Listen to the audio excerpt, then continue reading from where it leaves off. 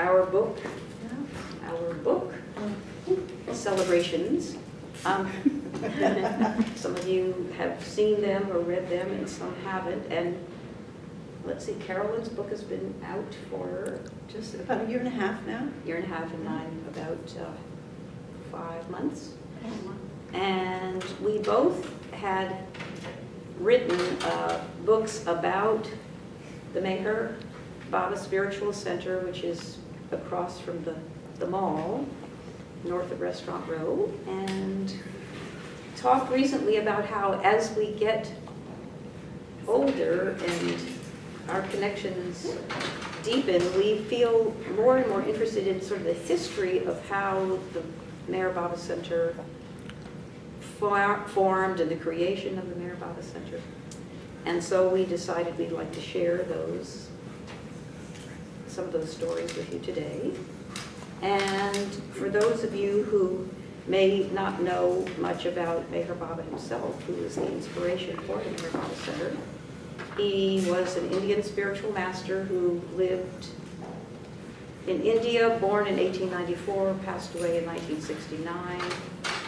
He talked of love for God and service to our fellow man, and he observed silence for 44 years. That was part of his interesting mission, and he was traveling all over the world in the 30s, and Elizabeth Patterson, whom I will speak more about, who helped to found the Meher Baba Center, met him in New York in 1931, and the other two women who worked and served at the center met him in New York and London. We'll speak more about them. But for now, I think it would be good to just start, after that very brief intro, with sort of a background about the history of what came before that large area of land came to be used for the Baba Center. That's my part. By the way, backing up, just Cathy's book, just to give you a little bit more information, she spent a lot of time with these women who were connected with Meher Baba, who met him. We're kind of from this generation that didn't meet him, because he passed in 1969. But she actually spent time with those people that spent time with him, so she's got a lot of direct source. And these were really amazing women, and we'll talk about them shortly. My book is more about its story. It's the history of the Meher Baba Center as told through people's stories. So it starts with the founder, and it goes through this whole group of hippies, you know, which we used to be. Maybe we still are a little bit. And then, into the younger generation, so the people in their 20s and 30s who are now on staff and serving and helping. But it's a whole history, wonderful history of the center. So, but told in stories. I love stories.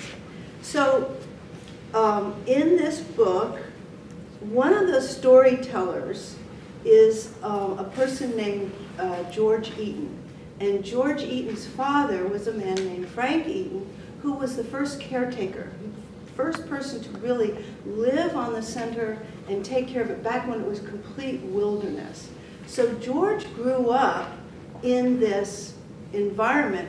He was part of his mom was a local person, and his dad was from New York, and he would always say, I don't know how God put those two together, but anyhow, because they were, you know, culturally from different places.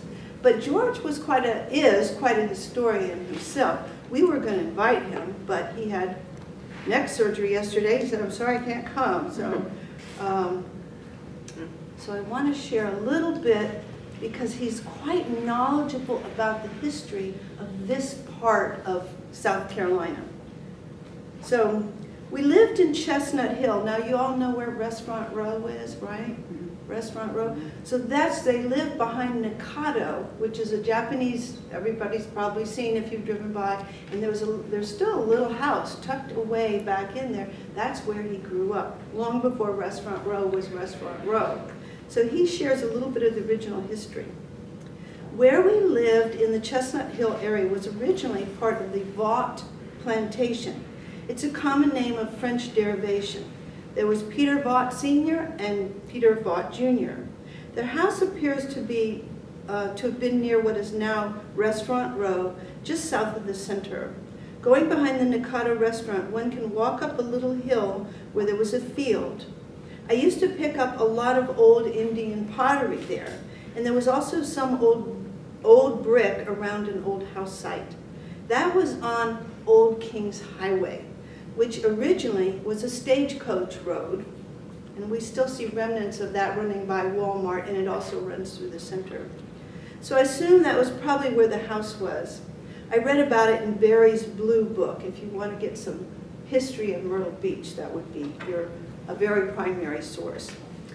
In an interview with Mr. Edge, who lived in that area for a long time, he said it was called Plum Thicket.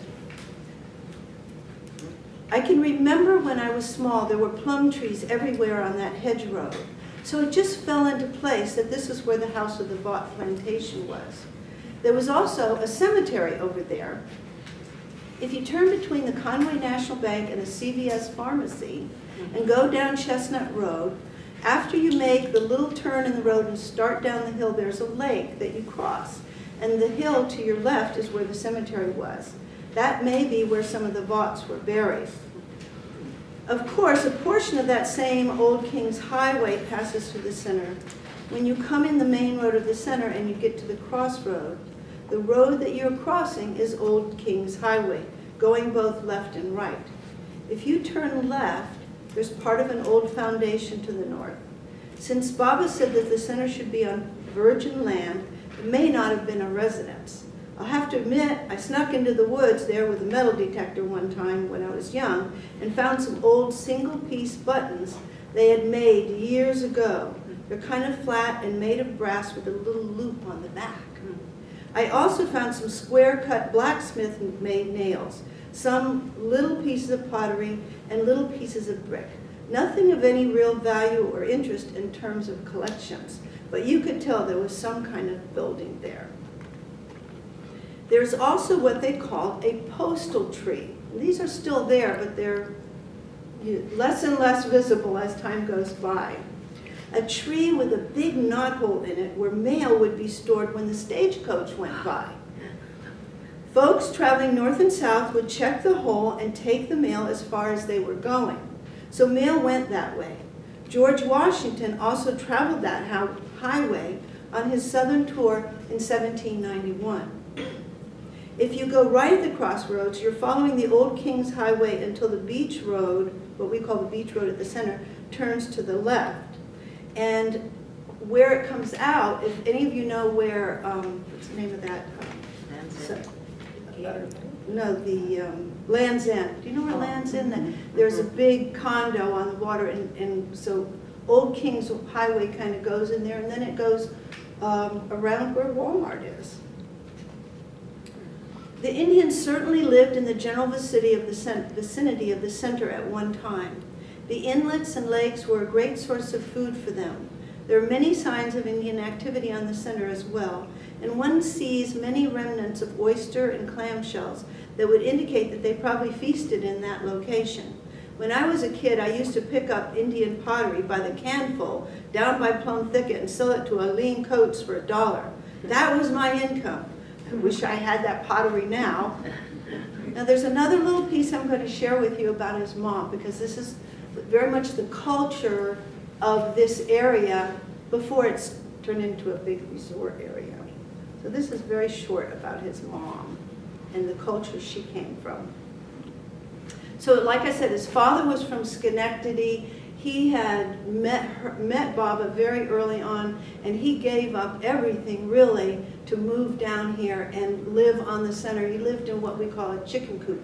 It was literally a chicken coop, and that was where he lived for years, and that was his home. He had kids up in North Myrtle Beach. At that point, they moved up there. He would go home every night, but he would work during the whole day, and he would work during the whole night. So, but before George was born, he met Irene. downtown at a coffee shop. My mother, Irene, was a native to this area. We can trace her family, the Johnsons, back to 1789. She grew up over in the western part of the county, in a little place called Bayboro near Loris. They were very poor farmers, and there were 10 children in her family. My mother worked like a man. She could plow behind a mule, chop firewood, and work one end of a cross-cut saw. There was nothing my mother wouldn't try to do. She also had a very strong personality. She was raised very strict Southern Baptist, and there was a hierarchy of the men over the women. My mother chafed so badly. She couldn't understand why she could go out to the fields like a man, but then the men would sit around and talk while the women made dinner. Then the men would come and eat first, and the women had to eat in the kitchen, taking what was left over from the men. And there are still places where they do that around here. So that's a little bit of what it was like, and we're going to get into more of the flavor of that. Yeah, Bobby? Yeah, just say something. Just a few days ago, I was over taking a tour of Hopcourt Barony. And way in Hopcourt Barony, there's a sign, it's King's Road. And actually went through the parts of Hopcourt Barony as well. What is It's way down in Myrtle's. It was started by Bernard Baruch. That was land that he owned, and his daughter Belle created this big preserve. Wow. But it was interesting to see, like, make that connection. It's all the way down, like, past Myrtle's Inlet. It's King's Highway. A lot of King's Highway is now 17, so it kind of followed that, but King's Highway was generally, I think, a little bit closer to the coast sometimes. King's Highway is as well in Orange County, New York, where I used to live. Oh. Sugarloaf goes right through there. Oh. Okay, so that's a little background of the area. Great. I would love to talk a little bit about Elizabeth Patterson, who is the woman in the middle of my photo on the cover. And Elizabeth Patterson was the daughter of Simeon Chapin. Oh, yes. Oh, But does everything? yeah. Yeah, we can still see. This is Elizabeth Patterson in her later years when I knew her. And she was a very accomplished woman in her own right. Her father, Simeon Chapin, was one of the early developers of Myrtle Beach. Actually, I just found out in doing this research that he had met Mayor Baba in London, which I had never found out before, and was very drawn to Mayor Baba's magnetic personality. And one of my favorite entries in my book is a time when Elizabeth Patterson, at her home, which was named Dilruba, her nickname Dilruba meant stealer of hearts. Mayor Baba gave her this wonderful nickname. And the house they lived at in actually the sort of middle gate, off the middle gate of Briarcliff Acres, which is the northern end of the Maher Spiritual Center, where I worked, was where she lived with another fabulous woman, Kitty Davy, whom had been asked to help administrate the center as well. Elizabeth Patterson was speaking to a class of a world religions class from Randolph-Macon College, and she usually was so I wouldn't say self-effacing, but just very poised, very strong personality, but she wouldn't be in any way pushing herself forward or, speaking about herself. But for over an hour, she spoke about the history of her coming into this whole story that we're sharing. And I'd like to just read a little about her background. And let me interject a little bit just to highlight. What we're talking about is some of the people who founded the center. So there were two main people that started. One was Elizabeth, and another one, and we'll talk about her later, was Norina. So this is kind of the lead-in to how the center was founded in Myrtle Beach. Oh, thank you. And Elizabeth began her talk by telling the group that she had not been interested in Eastern philosophy at all. She said in those days, the Christian and Jewish faiths were called religions, but all the Eastern religions were just called philosophies. She talked of marrying and then becoming eager to do something with her life. She had been an ambulance driver during World War I, bringing the wounded from the ships to the local hospitals. And she wanted to do something else after the war besides sitting around being bored. She talked with her father and decided on becoming an insurance broker, and was one of the first women brokers in New York City. And she also went on an expedition to the North Pole in 1931 with Admiral Byrd. So she was not your stay at home and cook a nice soup sort of lady. She said that the purity of the ice, the colors of the whites and aquamarines at the North Pole, the silence, the serenity, were so fathomless and beautiful. Being there was like a meditation experience, and she felt that it was an inner preparation for meeting Meher Baba. She talked of going to a bookstore in New York, the North Node, and being drawn to reading books about Eastern philosophy, and then hearing that Meher Baba, an Indian spiritual master, was actually coming to New York. And in November of 1931, Elizabeth met Meher Baba outside of New York City. She was told that he was silent, and she was nervous. What would she say? What would she do? Would it be strange? When she walked in and saw Baba for the first time, Elizabeth said that everything was so natural and Baba was so totally familiar. She felt she had always known him. And subsequently, Elizabeth Patterson and others from the West went to India at Meher Baba's invitation and lived in his ashram in India. And she lived for quite a number of years, would come back to the West, and then in 1941, again in India, Meher Baba asked Elizabeth, and actually if we could show another disciple, Narina Manjabeli, who is going to be talked about in a minute, to come back to the West to look for land and establish a center for Meher Baba. Before, little personal stories which meant so much to me. When I worked for Elizabeth, she was so poised and so selfless in the way of always thinking ahead to try to be of service to others. And it was tremendously inspiring being around her. And often I would go into the center, into the Meher Baba Center, to the little cabins where visitors would be coming.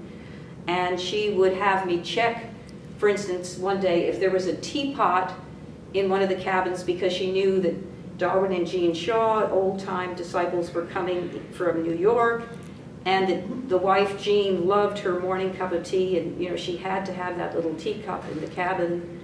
Another woman was coming down to work on a book, Hilda Dale, who was the wife of a Methodist minister in New York, and Hilda was writing a book, and Elizabeth just happened to know. How did she know? She just was so aware of others that Hilda loved to write sitting in bed, propped up with pillows, instead of sitting at a desk. And so she had me go to the cabin where Hilda Dale was coming in a day and find an extra pillow to put on the bed. I mean, Hilda would have never known that, but she was always thinking ahead in service of others. That was a great inspiration to me for my life. All right. So right here at this picture, we've got Elizabeth on your left there. Nope. No. On your right. And Narina on the left, of course, with, on either side of Meher Baba. And this, I'm assuming, is when they were in India, but this was this is when they were younger, and when they were, they went across to India actually with trunks and trunks of clothes and high heels, and they just thought they were going to live elegantly. And Baba kind of, yeah, he let them do that for a while, and then, you know, they became more and more comfortable with being more casual, and really started letting go of some of that, some of those external trappings, and started to become much more internal from the way he taught. Baba's teachings primarily, if I were going to sum it up, I mean, that's almost impossible, but he encouraged people to follow their own religion, but do it wholeheartedly. Do it from the heart. And the heart was big for Baba, so a lot of emphasis on love. And who can think that that might be wrong? So, so here these women are in these pictures starting to become much more internally spiritual, I would say. They're becoming much more introspective and becoming more loving.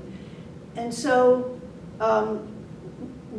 she's already told you, Cathy's told you about Elizabeth, a little bit about Elizabeth's background. Norina, we'll leave that, you saw the other one. Norina was, of course, a princess was married to Prince Machiavelli, and they're the ones that started the perfume factory, or corporation, beautiful perfumes that they made. And before that, she had been an actress, primarily an actress. So I'm going to share a little bit about Norina's background. Cathy had mentioned Darwin. Darwin was very important character in the early days. He was part of city planning in Schenectady, and he also came down here, and he was very much a part of creating the center into a habitable place. Cathy will talk about that a little bit later, but he wrote a wonderful book called As Only God Can Love. This is from his book. Norina's speaking style, wrong place, let me see. Born in Florence, Italy, Norina was a famous person, not only because she and her late husband, George Machiavelli, had been the founders and owners of the renowned Prince Machiavelli Perfume Company, but probably even more so because of her years as an actress on the stage and screen. She was especially famous for her portrayal of the Madonna in the play The Miracle, which was enacted over 1,000 times in Europe and America. This role not only gave expression to her artistic talent, but it served to bring forth her great spiritual nature as a compassionate mother. She was tall and beautiful and had an outstanding stage presence. And if you think of a little bit of the plot of that play, was that she was a statue. She was a statue of the Madonna, and in the play, at a certain point, the statue comes to life. So it's a very heartwarming story. But in the role of the Madonna, she had to keep her focus on God as a statue for hours. And so that really became sort of a meditation for her and was kind of her introduction into a deeper spiritual life. A little bit more about her. After, as Cathy said, Baba sent them in 1941 back to the States to look for a place. And Norina was a very eloquent speaker. She could convey Baba in a way that very, very few people could do that, and convey his teachings and his principles. So they started, I'm jumping ahead a little bit so you can get a little flavor from Norina. She was initially the person who was the primary spokesperson and the primary representative of this mission to find a place. And eventually Elizabeth, because of her connection to her father down here, became the primary person. But in the beginning it was very much Norina. So they would have talks in New York City after they were sent back. They looked all over for a center. They went to California, they went upstate, up to, I think, New Hampshire. They looked at potential places quite a bit. But eventually they would keep coming back because Elizabeth worked in New York, and back to Elizabeth's home. They started setting up these talks. So here's from Darwin. He would come down to New York City from Schenectady, and he's saying, Before long, the studio meetings evolved into well-attended talks about Meher Baba that were held in large halls in New York City, with Norina as the speaker and myself, Darwin, usually as the presenter. These talks were held in the evenings, and generally they were attended by older people who were artists, displaced Europeans, and others who were well-educated and open to new ideas. Everyone dressed in formal evening clothes for these events. I even wore a tuxedo as I was giving the introduction at Carnegie Chamber Music Hall. Approximately 200 people would be in attendance. So information about Meher Baba was starting to go out into the Schenectady area where Darwin was, into New York, and we'll see some other places. But this is still, we're talking about the early 40s. One more little piece about Norina. This is a story by somebody named Adele Walken. And she's just telling you, giving you a little bit more of a character of Norina. At that time, this is when they were in the early days when she first met Norina and Elizabeth. At that time, Norina was giving all the directions. Baba had said that Elizabeth and Nadine Tolstoy was another early follower of Meher Baba. Elizabeth and Nadine should listen to Norina as she had his spiritual transmissions that she was giving. So it was Norina who was, so to speak, the moving finger behind it all at that point. She was living in a most humble manner. She had only one little room and a very limited wardrobe. She was always extremely clean and neat, but it had nothing to do with trying to play the role of someone who was the wife of a prince. So you can see that for Princess Machiavelli, there was a real evolution. And when we get to the part about the center, we'll talk about it a little bit more, but she was the one with the artistic eye, with the visual input that had a lot to do with how the center was created. That's Norina. You know, when you're looking for something, information appears. So I went for my yearly eye exam, and Dr. Smith, the optometrist, is that right? Optometrist, yes. Could be. Kitty once would often say, "Have you been to the optimist?" One of the women that ran the center would mix words up, and so when my husband once had to go to the eye doctor, she said, "Oh yes, I'm so glad he's going to see the optimist." Anyway, when I went to my optimist and mentioned that I was doing a talk on the Meher Baba Center, he knew about the center.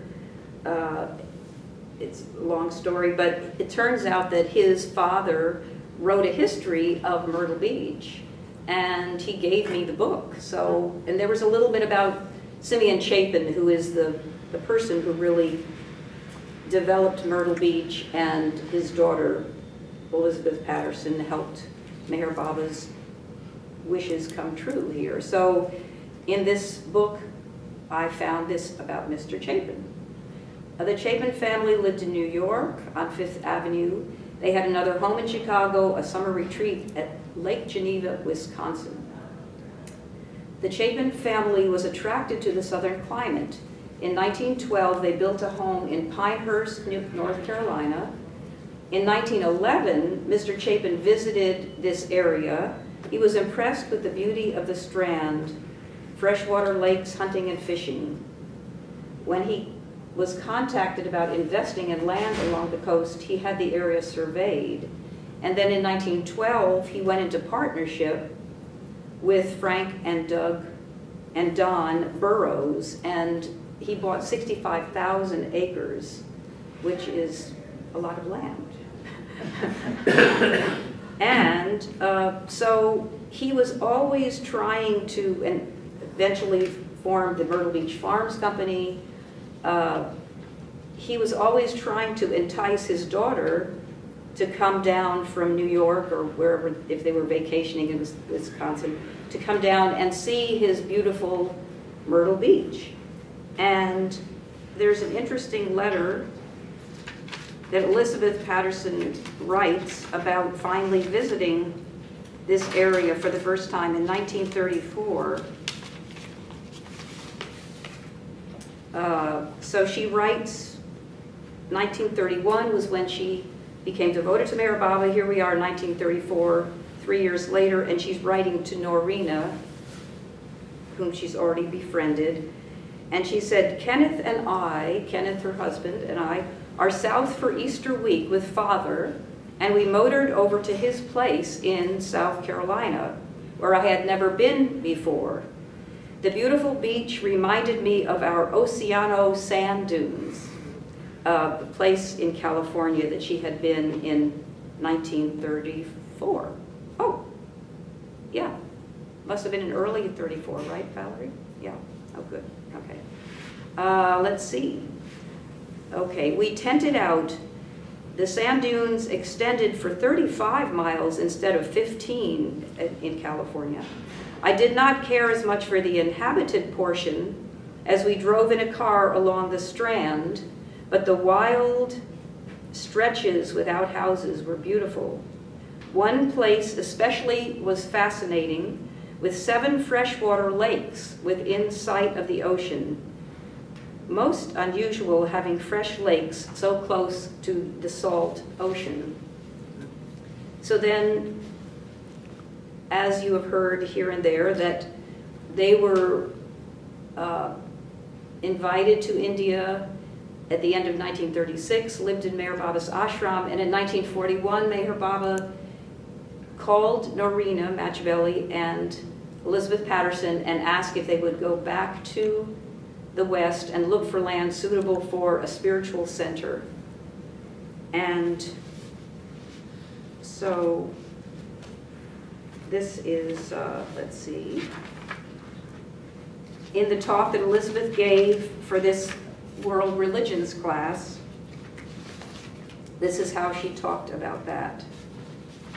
So as you've heard already, they drove, they flew to California, it wasn't right, they went to Wisconsin, Georgia, they were all over America looking for land suitable for a center.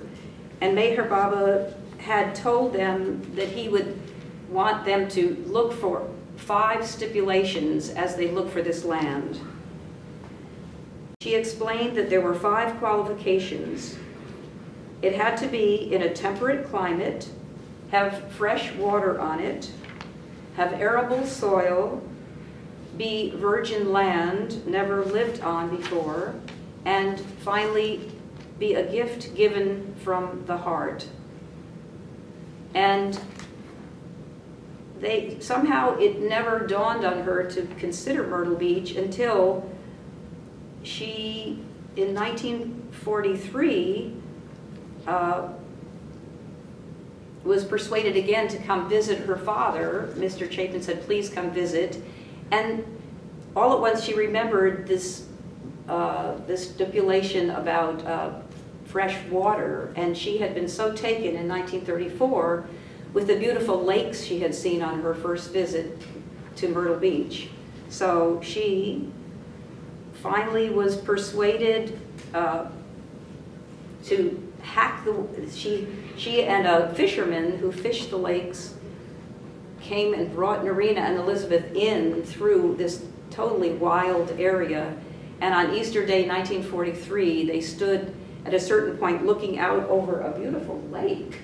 I don't know if we should show that. Well, I was, oh, yeah, that's yes, what we're okay. there. But yes, the beautiful lake. The beautiful lake is. I go find the beautiful lake. There's, oh, there it is. Okay, so there's 2 huge freshwater lakes on the Meher Baba Center, and they felt this really might be it, and they cabled, and Meher Baba said, yes, this is the land. So Easter 1943, they began surveying, and it really was a tremendous labor of love, because they were living in New York and they would have to come down and then go back and forth. So that's getting into some of the part I'm going to read. Oh, the part, oh good, okay, so. Take it away, okay. All right, so So Elizabeth had come down, as Cathy said, for Easter, and originally she was supposed to come with her husband Kenneth, but Kenneth couldn't come, he had to work. So she invited Narina to come down, and she already had her eye on this land. She was curious, but it wasn't, here's what she says about it. She said, but even then we didn't think of it as in connection to a potential sender, because what I had seen of it in the early days was that her father was setting it all up for development. So she didn't see that at all as having potential. However, when she got down here for Easter, she said to her father, well, can I go up and look at it? And he said yes. So we asked if we could go up. Oh, she said, has there been anyone living there? Because it was supposed to be uninhabited. And he said, no, only the Coast Guard is at one of the lakes. It was the first time we gave thought to the idea of it, because he said freshwater lakes near the ocean and no one living there. So that was two of the criteria that Baba had given. So we asked if we could go up and see. We didn't know which lake, you see, one of the lakes or all of them. Then they said, well, you can only go when the tide is out. There's no road there, so people went for hunting and fishing and no one lived there. But you had to wait until the tide was out. Well, but we wanted to go right away. So Father was able to get one of his employees, Mr. Bryant, to take us. So he took them, and they stopped at the Coast Guard station on the coast, which is right off of the lake. It's not there anymore, but it was at that time the only access, so you had to come in by boat. And so they went up onto the Coast Guard platform, the little house there, and they had a sandwich. And then Mr. Bryant said, we have to leave now. And they hadn't looked at the property at all. And she said, we were absolutely crestfallen because they really wanted to go look at the property. So he said, well, we won't be able to get back if we don't leave right now. So they had to leave, and she didn't get to see it at first. And she was, you know, but we really, really want to go. And he said, well, maybe my son can take you. So it was the very next day he agreed. So of course his son was just the right one, because his son had gone fishing in these lakes and he knew how to get there. He didn't go on the highway. He went on Old King's Highway, which is an old road and overgrown. It was sandy, but it was the original road that George Washington went on when they had coaches. After his inauguration, he came down to Charleston, and this was the road he took. Ordinarily, you'd get stuck nowadays, but our guide came in a car, I'm sure it must have been a Ford, and he let some air out of the tires and brought some ropes, bush axes, and boards in case we got stuck. They were all there. Then he went very fast. At least it was fast for the conditions, because the overhanging branches kept hitting the windshield, so one kept putting one's arm up thinking they were going to slap you in the face. We did get stuck once, but he was able to get us out very nicely. Finally, we arrived at a place where we couldn't see anything at all other than the beauty of the trees, the underbrush, and so forth. And he said, now you just wait in the car, I'll go and make a road for you. Well, that was very interesting. I'd never had the experience of having a road made for me, so we sat there. He took out his bush axe and he went between the trees and cut down the underbrush. And that was very important for the future, because we found that we never had to cut a tree. There was ample space between any trees where just the underbrush kept you from going through. Then he took us down to what we called the Discovery Place, next to where the original kitchen is now, uphill from the original kitchen. And there was the beauty of Long Lake, and there was the ocean beyond. You can kind of see this picture is taken from a slightly different point, but if it were a slightly better shot, you would barely be able to see the ocean over some of those dips in the trees right there.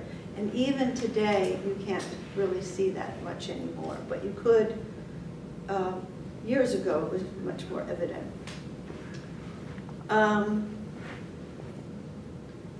Then, of course, I was back home, back to Father's house, and we told him we liked it. Of course, I knew he had been in California He knew I'd been in California looking for a center. And he said, well, the only thing is it's not for sale. And our spirits drooped, you might say. So seeing it was to be a development, I couldn't quite see why it wasn't for sale. He said, well, these 7 lakes are reserved for some big development in the future. We don't know what it is, but we're not selling it. The next morning, Father was always up early. He asked me, which lake did I like? And I said, well, I don't know the names of the lake. All I know is I like the biggest one. And he said, well, that might be possible. I was amazed how the biggest lake might be possible while the other ones were impossible. And he said, well, you see, that is the very end of the property, and therefore, as he put it, it might be snipped off and separated without destroying the other 6 lakes, which would still be together. I was happy about that. So I'm going to jump forward a little bit till after they acquired it, because Adele Woken was another person who helped out in the early days. I read a little bit from her before. And just to get a flavor of what it was like going onto the property and what it was like all around here at that time, because it was all woods. Now we were preparing for Bob and his Mandali, that's his followers, to come to America. The Mayhair Spiritual Center was a wilderness when we first began to come down. We made many, many trips to what was then a primeval forest. Its natural beauty was just amazing, yet much needed to be removed to make it habitable. We would stay at Yupon Dunes. This is Elizabeth's little home right near the Sea Captains. That's where her family lived, just up the street a little bit from there on the ocean. Elizabeth's family home on the beach near 33rd Avenue in Myrtle Beach. But to go out to the center, we had to come wearing jungle hat and high boots, as it was infested with mosquitoes and snakes and alligators. Elizabeth and Norina were totally focused on Baba at the time. Everything was for Baba. The land wasn't cleared yet, and it took great talent of Elizabeth, who was a genius with nature, to determine just who would be brought in to clear the land and to prepare the property. It took Norina to determine where the bungalows would be placed. She had been born in Florence, Italy, and it was her artistic perspective, along with Elizabeth's, that determined where to put all of these bungalows. Elizabeth was the prime example of a selfless worker, who was really a prototype of what Baba would like in the Western world, because she was a karma yogi to the hilt. Karma yoga is the yoga of service. One day, Elizabeth got up and said, I'm going to Conway. She became very clear-headed and just knew that she would buy this barn to serve as a larger gathering place. And her intuition and business sense were absolutely stellar. And what Elizabeth and Norina did there was out of this world. So it was really a major jungle when they first went up. And Darwin, and you're going to tell a little bit more about the development. Are you going to talk about Darwin at all? I'll just touch. Just when they were coming down, Darwin, as I mentioned before, who's the author of this book, who I was reading from a little bit about Norina. Darwin had a lot of talent in terms of city planning.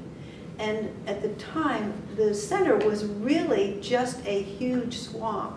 And even today, tucked away in one corner, there is still a big cypress swamp area.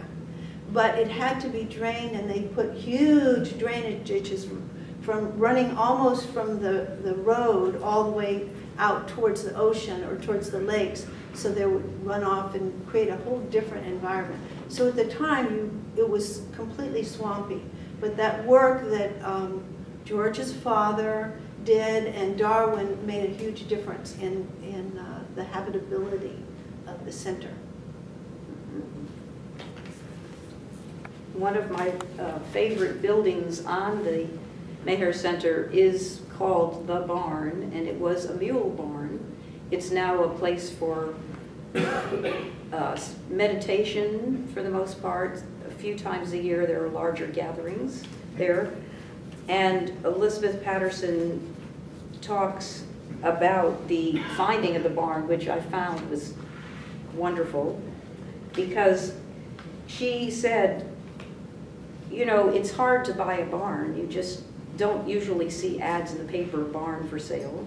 But they did keep looking because she realized Mayor Baba had said he wanted a building for the larger gatherings. And for instance, in 1952, 56, and 58, the 3 times Mayor Baba came, there were several hundred people gathered, and Mayor Baba wanted them all together at certain times. So Elizabeth said she actually finally read in a Conway paper that there was a barn for sale. And so they rushed over, and it was near a lumber mill, and the lumber mill was selling out, and this barn was also for sale.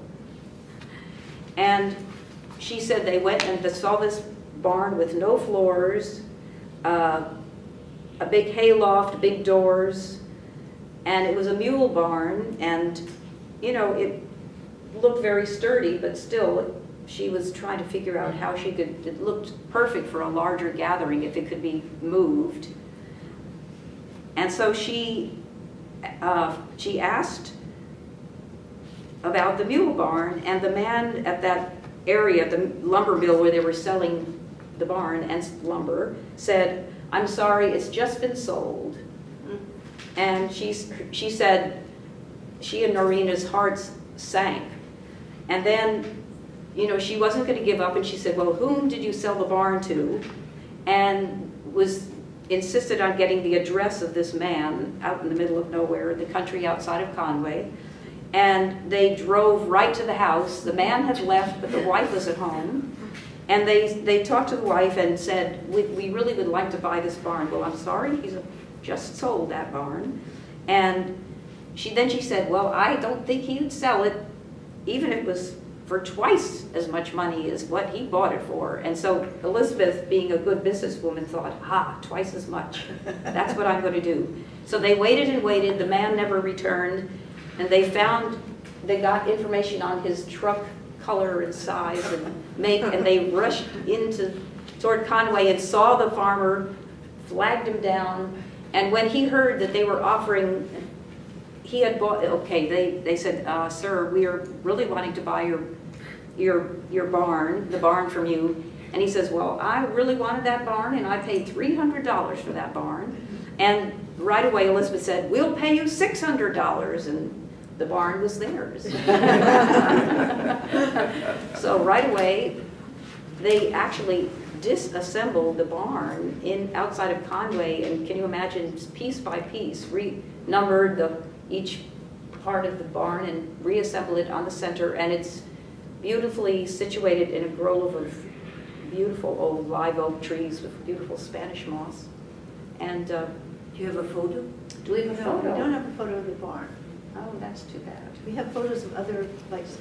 We'll have to imagine a beautiful barn or come see the barn. That was, yeah. And little by little, different buildings were put up. I just want to add a little something about the barn, because they put down this beautiful, beautiful wood floor. They raised it, and then I think it was Elizabeth wanted to make sure that it didn't have any posts sustaining it. She wanted a big open space where they could have speaking. Yeah, she said with her wonderful humor, if there would have been posts in the barn, she would have found herself behind one of the posts, not able to see Mayor Baba, and knew they needed to depost the barn. So they did. They created this incredible scaffolding to hold up the roof, very beautiful. And then up above this, all this wonderful wood scaffolding, Norina picked this Mediterranean blue ceiling. So it was just, didn't look like a barn. And also it was a very interesting wood. It's called Pecky cypress, which is a type of wood that really doesn't deteriorate. And so it's just like iron almost. And so it's standing there just as good as it was years ago. And a beautiful place to hang out and just meditate, or for great, wonderful gatherings. So you were saying the other places. Mm-hmm. So for those of you who have been to the Maher Center, it's interesting and those who might want to come and see, it has these gorgeous little rustic cabins nestled among the trees. And Elizabeth talked in her talk about these buildings. She said the first building was named the original kitchen, but actually I think the cabin on the hill, I've heard both. The cabin on the hill was first and the original kitchen came second. And the original kitchen that was built is on a bluff, and she said they had been urged not to build on that bank because it was feared that it would fall into the lake. She said with a chuckle, it never did fall into the lake, thank goodness. And then during the war, during this time, it was 1944, 1945, 46, the war was just on and coming to an end, and lumber was very scarce. It had been used for the war effort. So the idea of buying some army hutments and prefab buildings came up, and they were very inexpensive, and 4 of those were moved onto the center. And Nerina's touch was mentioned. Elizabeth said how Nerina was from Italy and loved the Italian way of sensitively nestling these cabins among the trees and not having them stick up like sore thumbs the way they often do in America. Nerina's good taste greatly enhanced the center.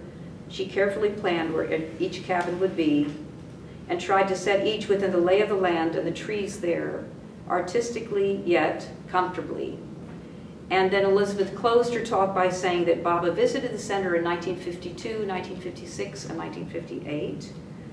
And she was, I just think before ending with talking about Elizabeth, I think it's so important to say as a historical fact about Myrtle Beach that she and her father were such philanthropists, and the Chapin Library was funded by her father and her money, the Methodist Church downtown, the hospital, and the Chapin Foundation to this day helps many, organizations, charitable organizations.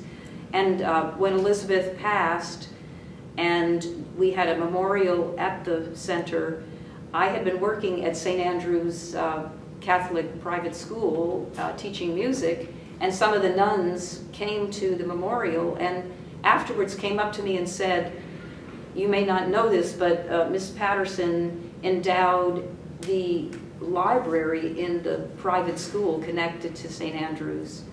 And I heard after that she did many such very, very quietly generous gifts that she would give to many churches, white churches, black churches, really helped in many ways.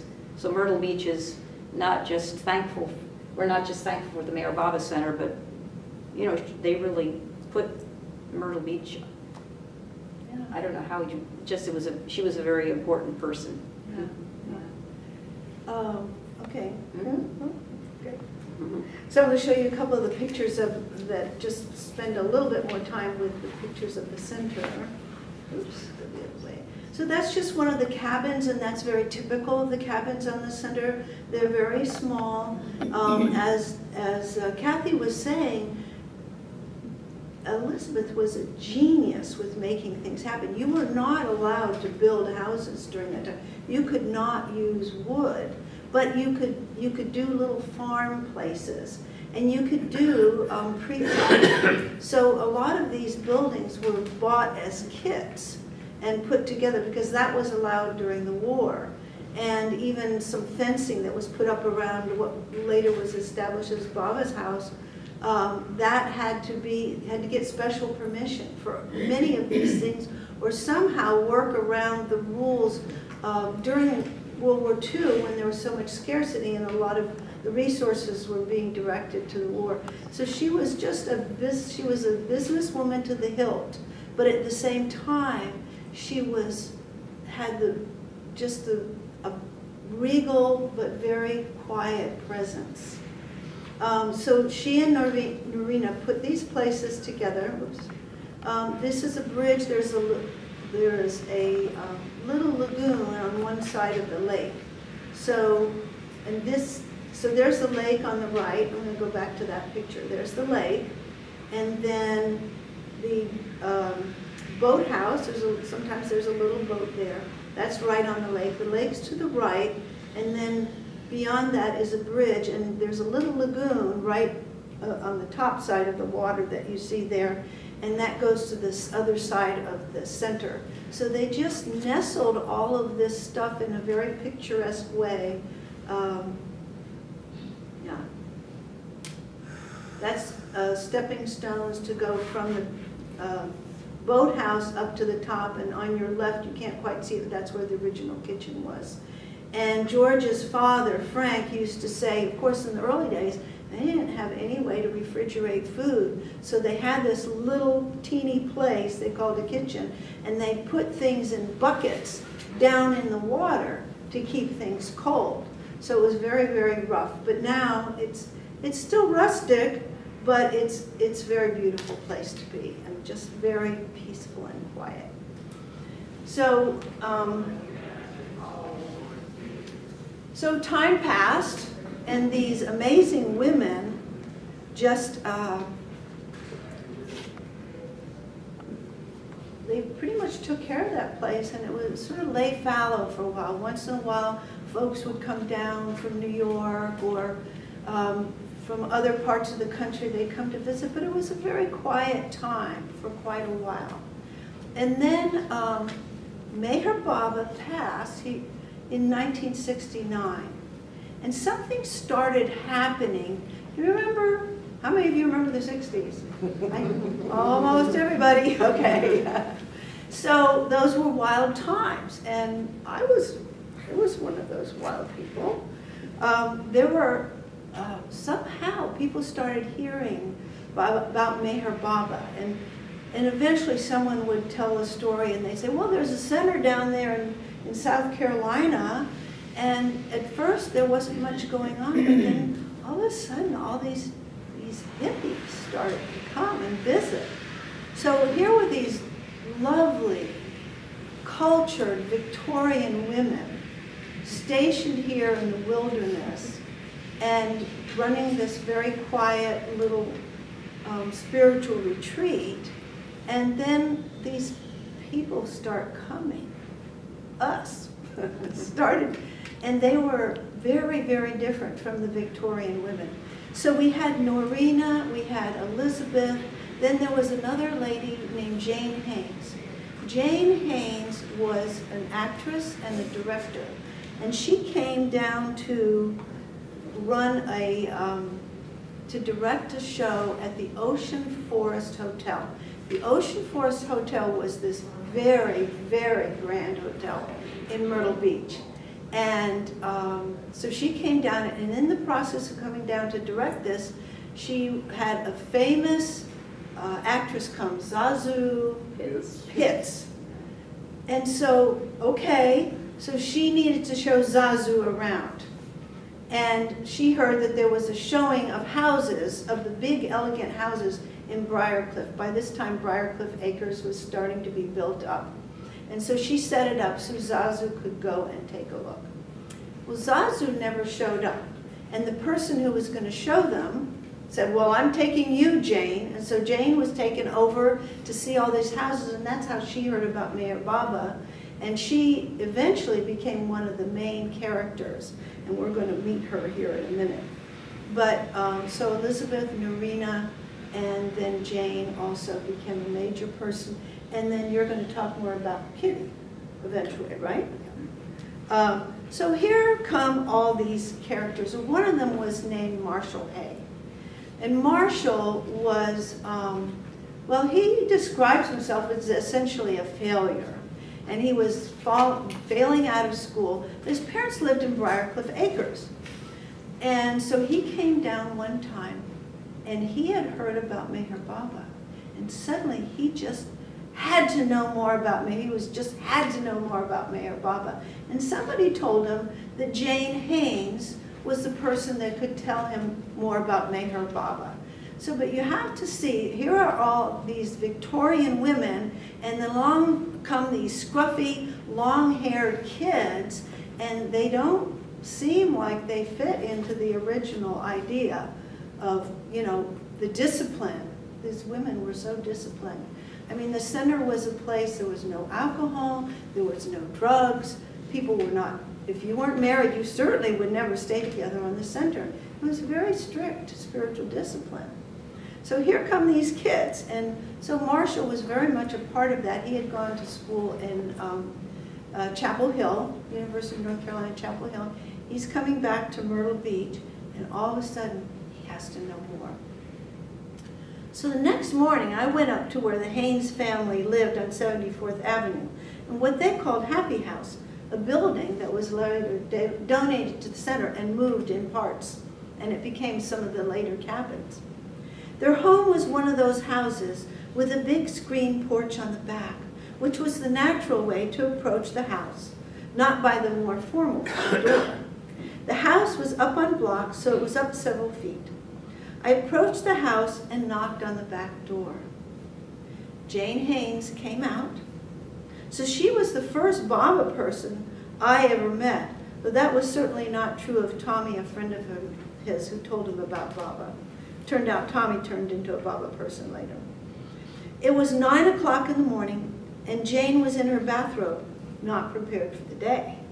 She stepped out, looked down at me, and as I said, I was a rough-looking guy in those days, and I watched her hand move up, quickly latching the screen door. I looked up at Jane and I said, "Are you a follower of Meher Baba?" Her hand reached up again and unlatched the door. Years later, not long before she died, Jane and I were talking. She gave me a hug and she said, "You know, you were the first person who asked me if I was ever a follower of Meher Baba." Of course, at the time, she had responded yes. So we went in and we talked in her living room for a few minutes. Then she got up and called Elizabeth on the phone. "I think you should meet this kid," she said, because I was ready to go. We went out to the center and I met Kitty and Elizabeth at Dilruba that day. We chatted for perhaps 10 or 15 minutes, and then Elizabeth brought me into the center and just left me here. I can't imagine what she thought of me, because I was a genuine, desperate character. And I will say that Marshall later became the president of the board, and he cut his hair, and he did real estate, and he was really quite a cornerstone in the community. I want to read a little bit more about what it was like in those early days for those staid, proper women and all of these hippies coming in. When I first came here, Kitty took me under her wing, and it was she with whom I had the most contact.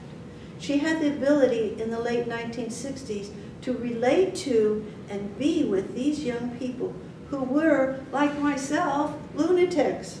These were people who had taken vast amounts of LSD and were just about as far out as you could get in the 60s. And she fit in with this group. Imagine, I mean, anyone who was there would support my statement. She was right there with you. It's amazing that this woman, who was about 75 years old, could deal with us. It's a miracle. Yes, and is it Kitty's life? Yes. And she certainly had that ability with me to understand and accept the processes of stripping away and changing what was going on. I mean, these women put up with what were unbelievable situations. I mean, not just me, but all the other wackos that were around. They must have, and the things they must have seen go on during the years, and the tolerance they had for letting people's lives unfold. And this is very much reflective of Baba and how patient Baba was slowly helping people to learn to internalize their spirituality and think of God in their lives in an everyday way. So these amazing women, and Cathy's going to tell us a lot more about Kitty, they really transformed people and brought that sense of spirituality and sense of Baba right into people's hearts in a very loving way. So, Because I'm so happy to meet Linda, who is heading up the sea turtle preservation. North Border Beach Sea Turtle Patrol. So this is a perfect segue into the fact that at the house, one of the main pets was a box turtle. Oh. Not a sea turtle, thank goodness. Yeah. And he was called Jimmy. I mean, I don't know if they really knew if he was a he or a she, but it was Jimmy, the box turtle. And my first job was to make sure his water was changed and that he had nice little tepid water and not too cold, not too hot. And then the little Pyrex dish with Jimmy in it was placed near the refrigerator at the bottom where the exhaust would come out so that his cold body would get heated up by the exhaust fan from the refrigerator. And Kitty was an unusual person. She was beloved of all, very sweet woman who Mayor Baba asked to help run the Mayor Baba Center with Elizabeth Patterson. And she was British, so when I talk and read this, I'm going to try to assume my little British. and before I start, I just want to add that these people just started coming and wanting to know a lot, but also volunteer, and how can I help, and what can I do, and where can I pitch in? So people wanted to get involved. So Cathy was one of those very first people who did that. Oh, okay, yes, that's true. So here I am, and this is one of my favorite Jimmy stories. After lunch, Kitty was resting on her bed listening to classical music while reading Time magazine with the turtle nearby.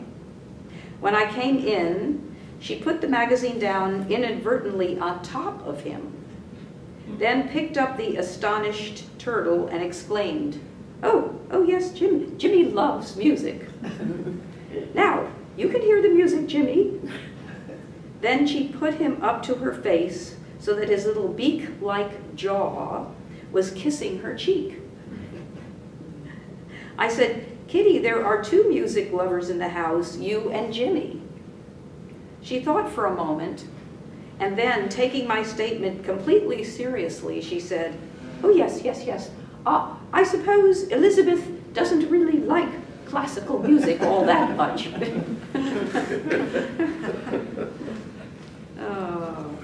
In the afternoon, Kitty asked me to light the fire and make tea. All at once, she remembered that Jimmy was still in his Pyrex dish. She took him out, held him while she puttered around the kitchen, cutting up coffee cake. Then she came out and sat down near Elizabeth by the fire. After I brought the tea and cake, they asked me to join them. Out I went and sat with these two incredible ladies. Kitty had put Jimmy on the stool beside her and said how much he loved music. She remarked with a twinkle that she knew this because he listened with wide open eyes for hours.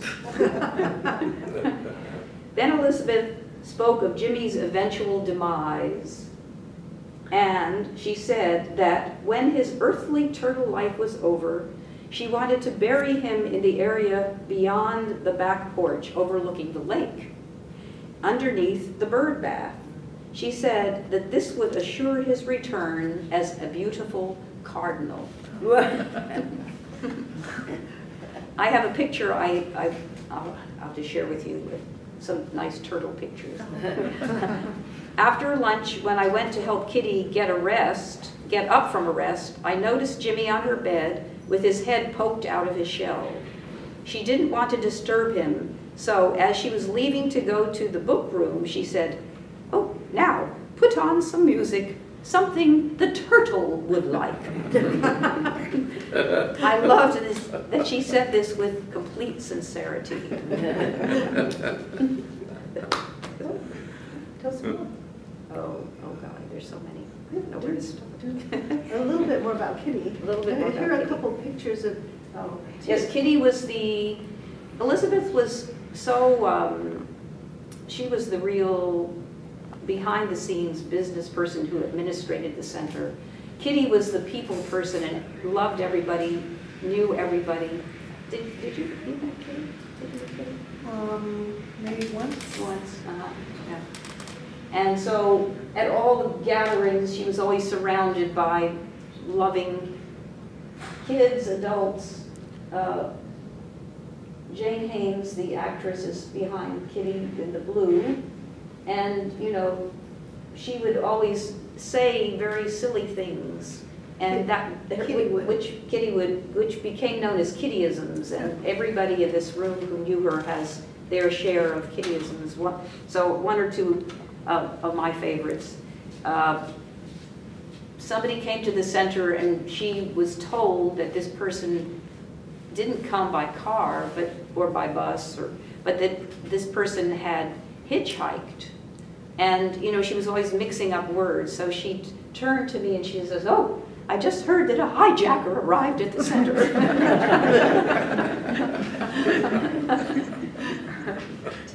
One of the stories that I like, you could tell it, but they were training the people around them, trying to pass on some of the wisdom from Mayor Baba.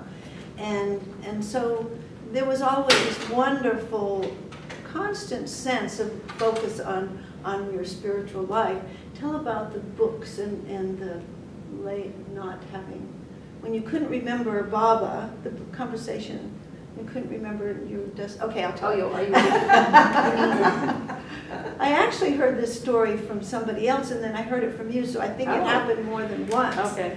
But so this other person, Hetty, was helping Kitty, and they were dusting off books, and they were fixing the bookshelf. And Hetty said to Kitty, "You know, Kitty, I just can't remember to think about Baba all the time. I just forget to remember God in my life." And Kitty just goes, and whoever talks about Kitty always uses a British accent.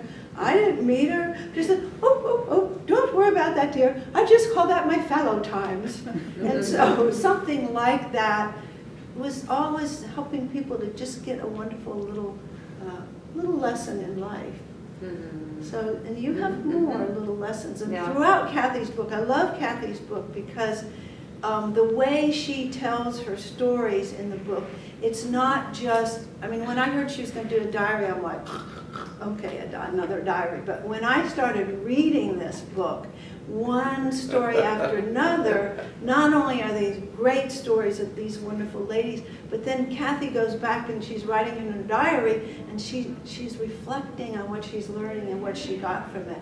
So it's really a beautiful book. Actually, about 10 months after Kitty passed, she appeared to me in a dream saying intensely, "What have you done to utilize the training, the spiritual training that I gave you?" And I woke up with a start and thought, "Oh dear," and called another friend who was also in the dream. And she said, "Oh dear," and then we started to try to think about what the training had been. And so part of the book is areas in which I felt that Elizabeth and Kitty were trying, and another wonderful woman, Margaret Crass, who would come visiting, an old disciple, how they were very powerfully trying to make us more aware, to be less self-involved and more aware of God and serving others with love and always thinking outside of yourself to be in service of others. Mayor Baba talked about mastery in servitude. And so they lived such lives of selfless service. But being young and in my own world, that was something I would always be brought up. But even though sometimes there were little painful moments, there was such love behind these, what would you call it? Lessons that I would be being taught. Once, Kitty would always say, "Go out into the community and volunteer. It's very important to give back to your community in some way, civic duty. It's a civic duty to volunteer in the community. So I sang at nursing homes around Myrtle Beach because I love to sing. And one day I went to a nursing home and a woman got out a violin and started playing the violin, and I mean, I guess the only thing I can say, it was rather excruciating. And it was like, and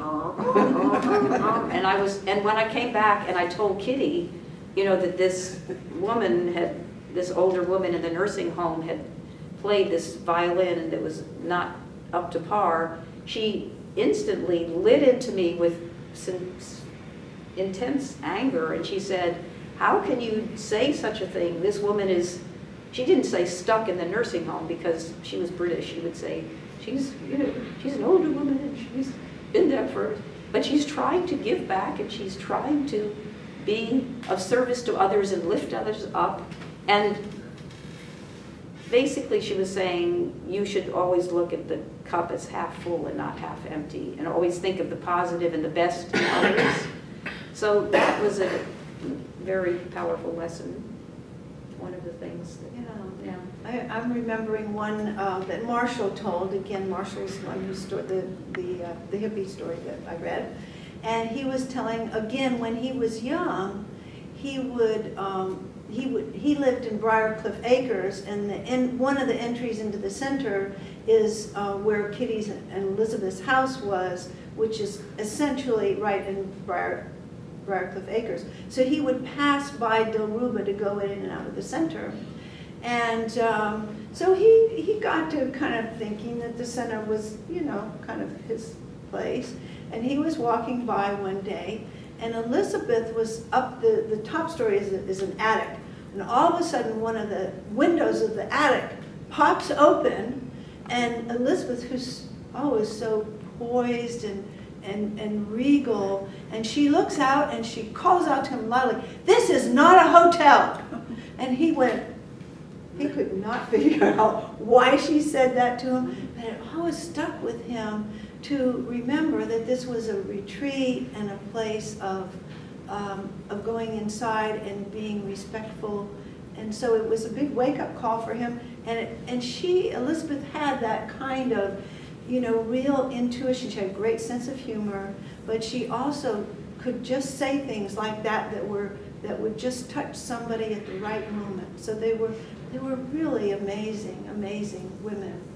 And getting to hear, for me, who came later, to get to hear these stories, and that's why one of the reasons I did my book, these are all other people's stories, but their experiences, it's a very beautiful and strong storytelling tradition that's come down from in the Baba world, and it just touches your heart, and they're heartwarming always, and they're always amazing. They're all different. They're always amazing. Do you want to tell any more stories? I just thought if anybody had any questions, or anybody had something to share, or. Yes, go ahead. Yes.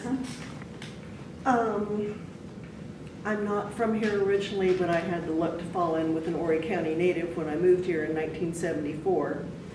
And he told me as a teenager that the locals were very interested but uncomprehending about what the Meher Center was about. And the story around North Myrtle Beach High School was that it was a nudist colony, and there was a car that Baba had touched that was up in a tree that everyone worshipped.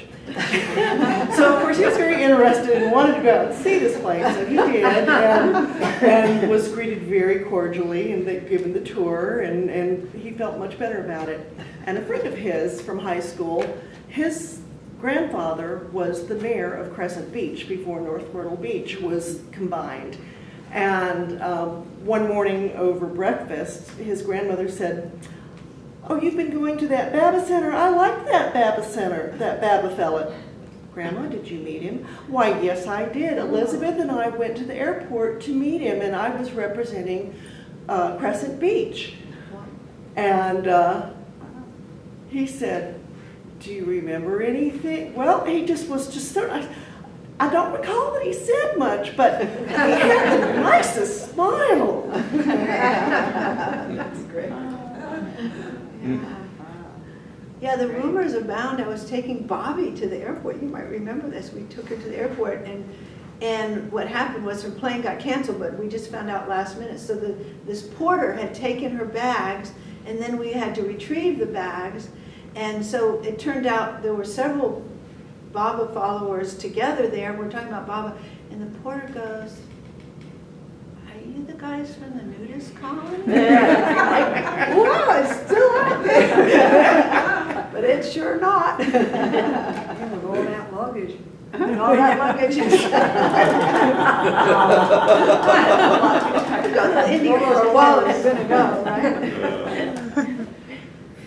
I don't know if any of you have been here or grew up here, but I first came in '72 in my early 20s, and I worked at Mike and Ann Restaurant, which is now King's Pizza in, I don't know, what is that, kind of Windy Hill area.